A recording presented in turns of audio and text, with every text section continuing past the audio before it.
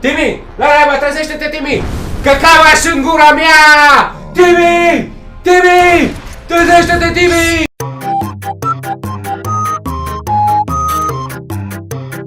Bă, băieți, bă, am convocat această ședință pentru că suntem într-o situație... Nu! Îmi plac ședințele tare, ok?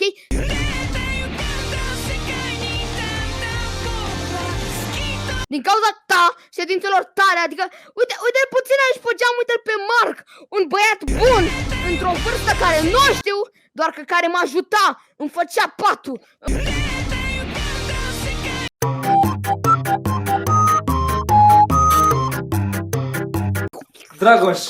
Dragoș, ce naiba faci, măi? Ce faci acolo cu capul în WC-ul? Beau apă. Dragoș, poți să bei apă de aici, din chiuvetă. Ce naiba cauți cu capul în WC-ul, Dragoș? Ha, bine.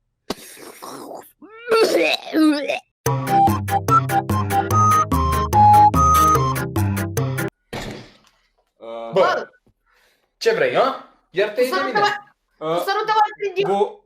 Bună ziua? Bună ziua? Bă, taci acolo că avem o dispută. Așa, Să nu te aud, taci. Da, Bă, taci. taci! Bă, tu să nu mai vii, bă, tu la mine pe teritoriu, că așa-ți fac cap. Bam! Bă, tu dacă mai calci, deci dacă mai calci linia asta odată la Seroxul ăla, te rup. Aici te las. Te las la povecie, bă. Bă, frate, tu ai venit la mine, nu? Taci! Bă, Taci! ce treabă ai tu aici? Da, e prima mea zi de lucru aici. Și ce? A, ești băiatul nou, bună, ce faci? Nu, știi ceva? Nu, cred că n-am nimerit bine. Nu, ai nimerit bine. Nu.